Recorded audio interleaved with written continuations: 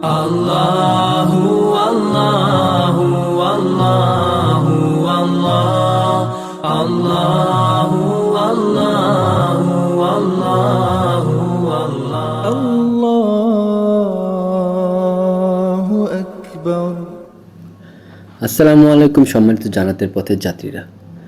আজকে আমরা আলোচনা করব একটি দোয়া নিয়ে, যা আপনি সেজদারত অবস্থায় 10 বার পাঠ করলে মহান আল্লাহ আপনার মনের আশা পূরণ করে দিতে পারেন।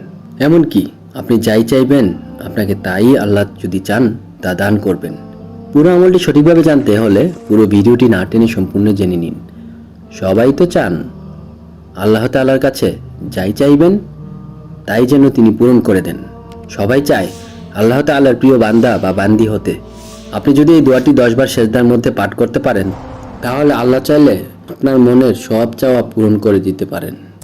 আমরা এতদিন মোনাজাতে দোয়া করে শিখেছি, অথচ সেজদার মধ্যেও কিন্তু দোয়া করা সম্ভব। সেজদার মধ্যে আল্লাহর সবচেয়ে ঘনিষ্ঠ হয়ে যায় বান্দা। বান্দা কখন আল্লাহর সবচেয়ে কাছে চলে যায়, এর উত্তরে রাসূলুল্লাহ সাল্লাল্লাহু আলাইহি সাল্লাম বলেছেন, যে বান্দা সবচেয়ে নিকটবর্তী হয় যখন সে সেজদায় যায়, তখন বান্দা এবং রব্বুল আলামিনের মধ্যে কোনো গ্যাপ থাকে না। সুবহানাল্লাহ। তখন আপনি আল্লাহর কাছে যাই চাইবেন তাই পেতে পারেন। দোয়া বা আমল রব্বুল আলামিনের দরবারে কবুলের জন্য অন্তরের মধ্যে আস্থা থাকতে হবে।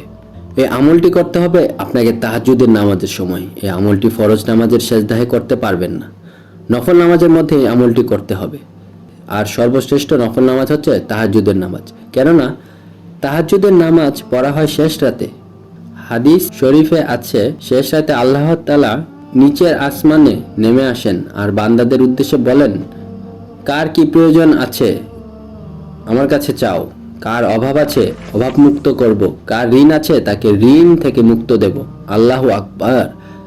আপনি যদি ঠিক সেই সময় নামাজে দাঁড়িয়ে সেজদারত অবস্থায় এই দোয়াটি ইখলাসের সাথে পড়েন, আল্লাহ আপনার মনের আশা পূরণ করে দিতে পারেন। দোয়াটি হচ্ছে কোরআন শরীফের এই আয়াতটি, যা আমরা সবাই মোনাজাতে পড়ে থাকি। রাব্বানা আতিনা ফিদ দুনিয়া হাসানা ওয়া ফিল আখিরাতি হাসানা ওয়া কিনা আযাবান নার। অর্থ, হে রব, আপনি আমাকে দুনিয়াতে কল্যাণ দান করুন। হে আল্লাহ, আপনি আখিরাতেও আমাকে কল্যাণ দান করুন। হে প্রভু, আমাকে জাহান্নামের আগুন থেকে বাঁচান। সূরা বাকারা আয়াত 201। আপনি তাহাজ্জুদের নামাজের মধ্যে প্রথম রাকাতে বা যে কোনো রাকাতে সেজদাহের সময় মন থেকে পবিত্র নিয়তে 10 বার পাঠ করবেন এবং নামাজ শেষ করে কয়েকবার দুরূদ শরীফ এবং আস্তাগফিরুল্লাহ পাঠ করবেন।